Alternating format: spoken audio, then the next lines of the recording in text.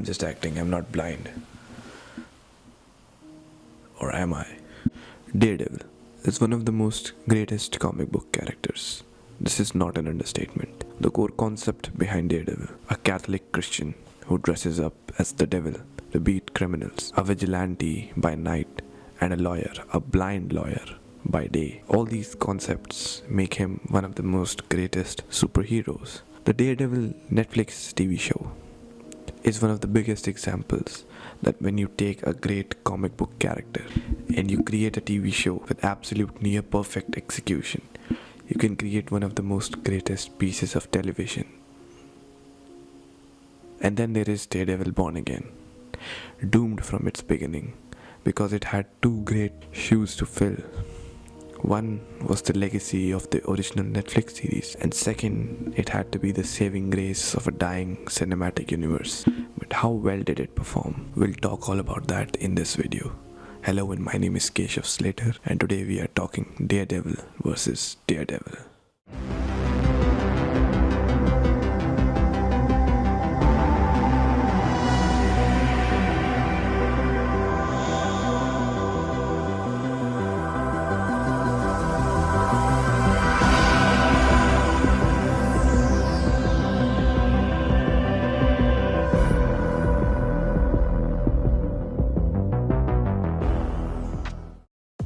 It's been almost a whole year since the first season of Daredevil Born Again dropped, and now that season 2 is right around the corner, this feels like the perfect time to sit and talk about Born Again season 1. How good was it? Did it work? How well did it compare to the original Netflix series? We'll talk all about that in this video. I'll be dividing this video into 3 segments.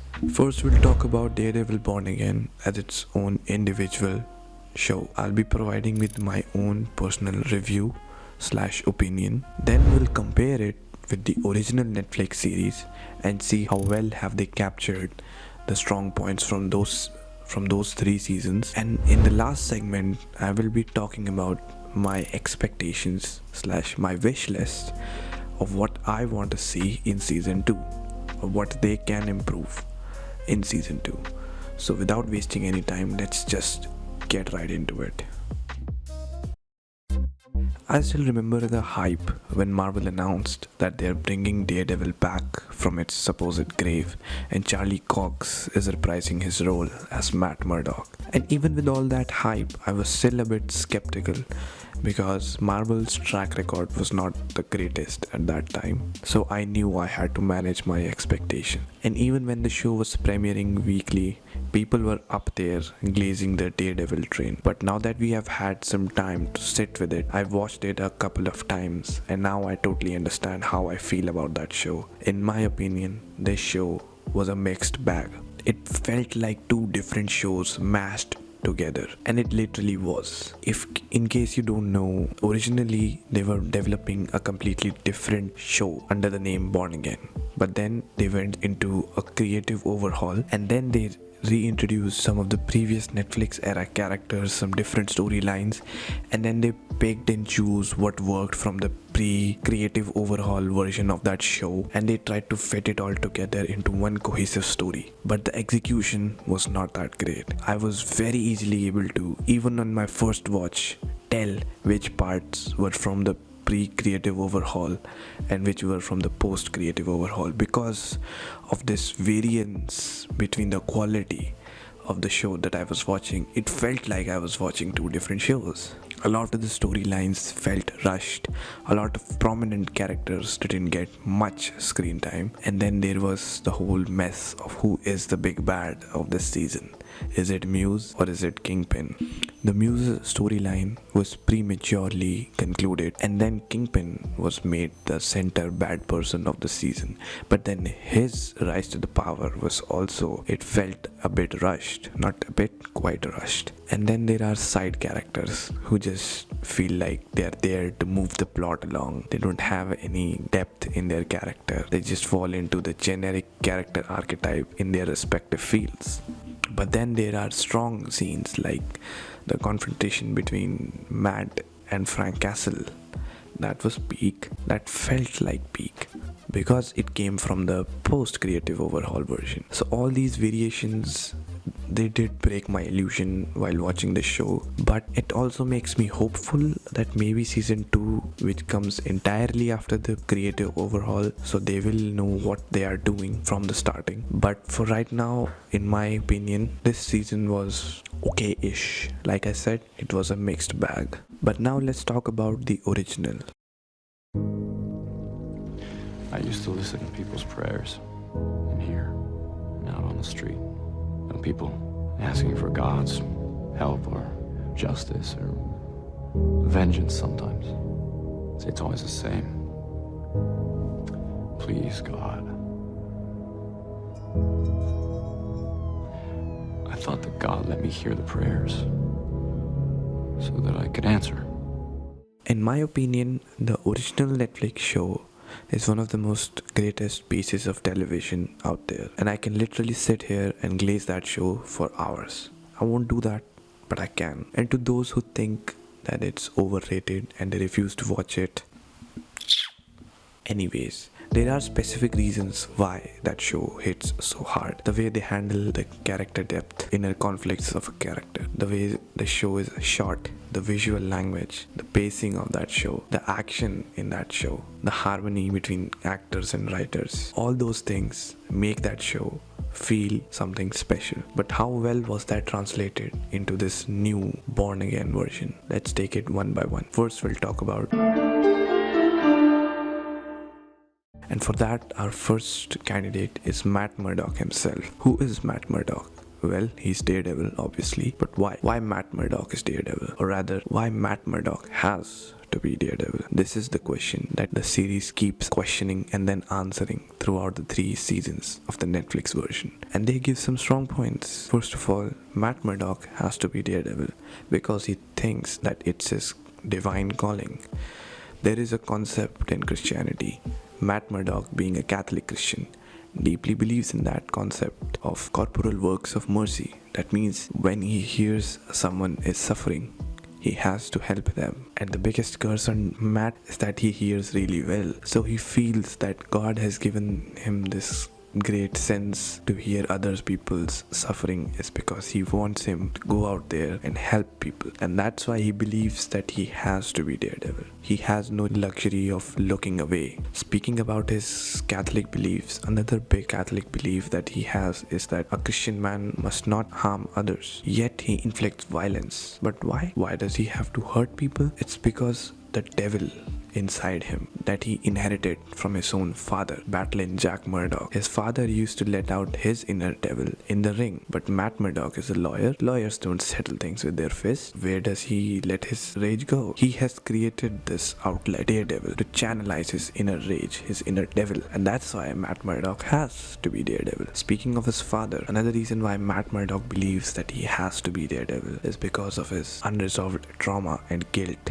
about the death of his father. The only reason why he thinks his father died was because he wanted his father to win a match, and the father being father, he fulfilled the wish of his child and got murdered in return because the system is so corrupt. And that's why he takes it upon himself to fix the system so that he feels a bit less guilty about his father's death, and that's why he believes that he has to be Daredevil. The last reason, and one of the biggest reasons why Matt Murdock believes he has to be Daredevil, is because people like Kingpin. Matt Murdock is a man of law. He believes in system.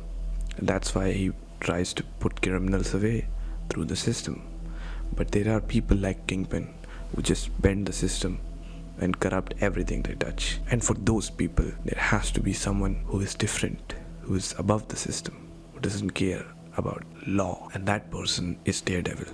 Because there are people like Kingpin, Matt Murdock has to be Daredevil. Of course, I'm sitting here telling you guys about this, but the best way to understand is to watch the show, because they, the writers, the actors, they have shown us all these reasons why Matt Murdock has to be Daredevil through the writing, through the acting, through their performances. And that's why the original show, when it comes to character depth and showing inner conflicts, is just unbeatable. One more thing that we get from Matt Murdock's inner resolve is that even if he does inflict damage, even if he inflict violence, there is one line that he will never cross, and that's the line of killing people. No matter how much someone deserves it, Matt Murdock will not kill someone. He was on the verge of murdering Kingpin, yet he refused to kill that person because that would destroy what he is. But what if he does? What if Daredevil kills someone?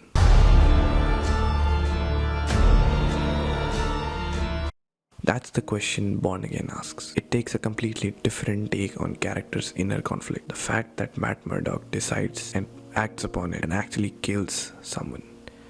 In the starting scene of Born Again, we see when Bullseye kills Foggy, Matt Murdock goes into a fit of rage and throws Poindexter off the building. Poindexter survives, but Matt Murdock had the killing intent and he basically committed the sin in his own heart. And that's when he decides to retire the Daredevil. He decides that he is no longer redeemable. He has crossed a line and he must not be the Daredevil anymore. And throughout the show, we see this arc of Matt Murdock realizing that not being the Daredevil, not taking action is also a sin because he refuses to take responsibility.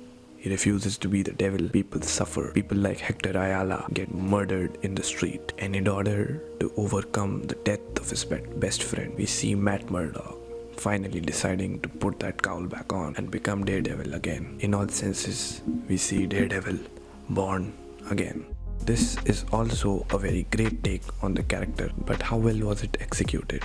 I would say pretty good. This whole arc throughout this season is one of the most strongest points of this show. The way they handled grief and the way they encapsulated the exact complicated nature of Matt Murdock's mentality. It was pretty good. So I would say it was well translated from the original series.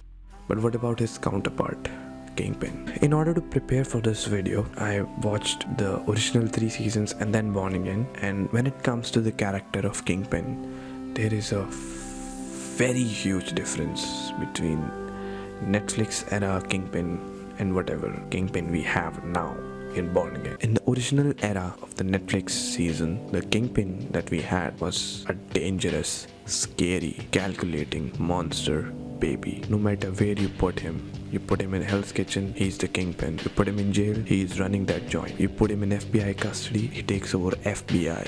No matter where he is, he will always be Kingpin. He's always calculating, he's always planning, and throughout his meticulous ways, he always comes on top.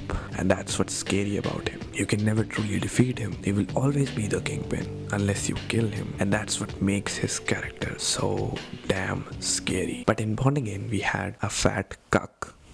Pardon me for my colorful language, but that's literally what we had. Born Again's Kingpin feels like an old, lousy, fat loser.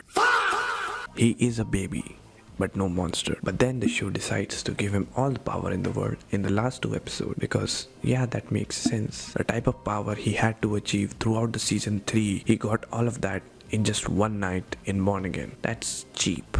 So in conclusion, the way they handled his character in Born Again was not good. They absolutely assassinated his character and I did not like it. Well, let's talk about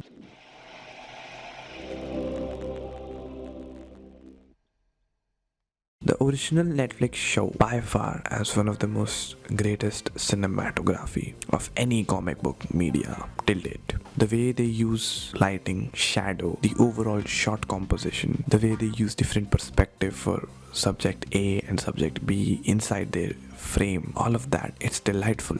It's pretty to look at. It's engaging. It complements the story. It's brilliant. In Born Again, the visual language is generic, boring, and overall not good. First thing that I really hate are those black bars. I get it, they're a staple for MCU. They're supposed to make things cinematic. I don't like them. Give me the full frame. I need to see everything. That's my opinion. I don't like it. Another thing that I hate is the way they either make weird close-ups of the face like this or like this. Like there is no in between, and then I just don't like it. Get better shot compositions. It's ass and I don't like it. It feels suffocating. It's like Kingpin is putting his nostrils right up my Apologies for getting so violent. But while we are on the topic of violence, let's talk about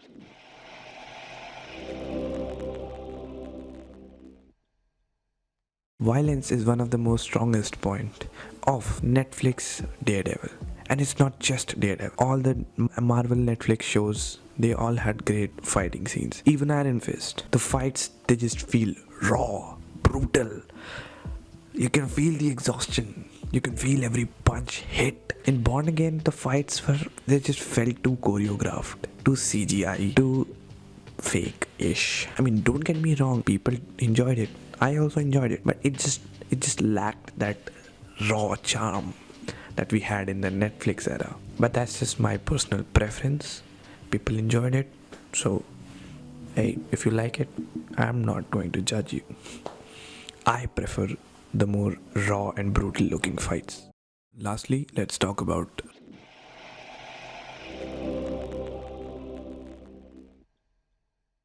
this. I feel is a very important aspect which can make or break any TV show. The writing trust between the writers and actors. Especially when you are adapting something from comics, the writers and the actors, they both need a strong grasp of the character that they are writing or performing. In the original Netflix show, this was executed nicely. The writers knew what character they were writing, and the actors, they knew how they were supposed to perform that character. And there was a good amount of back and forth between writers and actors throughout the scenes. The way the writers wrote the character and the way the actors performed the character, you could understand that the writers and actors both understand the character deeply. The execution is what brought those characters to life. This is what I could feel while I was watching. That I was not watching TV, I was watching real people going through real scenarios, and that's the biggest compliment a writer and actor can get. How well was that translated in the Born Again series? Well, apart from few characters, the main characters like Matt Murdock, Frank Castle and Kingpin, rest of the characters were weak. They did not felt like they were actual characters with depth. They just felt like tools that were used to move the plot along and just there standing reading lines like robots. It did not felt like I was watching an interesting character. It was just, okay, sure, you're coming here doing what you're supposed to do to get the story ahead. It was more story driven than character driven, and I think that's not a good thing. So that's where it also lacked.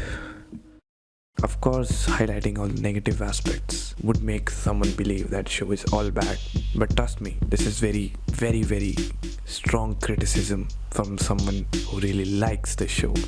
And that's why these points hit really hard. If you want someone to jump 10 feet and they don't jump at all, you don't feel bad. But if you want someone to jump 10 feet and they jump 7 feet, you actually get mad. Come on, dude, it's just 3 more feet, jump more. I believe that the show can be so much more better. It's just it lacked proper direction from the beginning, but it showed promise somewhere in the middle. And that's why I'm hopeful for the second season, that maybe they have the sauce. They have found the sauce. It was in the fridge somewhere and they found it, and hopefully that season 2 will be better than season 1. But for now, that's it for this video. If you thought that Born Again was absolute slop, maybe I was able to change your mind. And if you thought that Born Again was peak, maybe I was able to change your mind. Thank you so much for watching, and I'll see you next time. Till then, peace.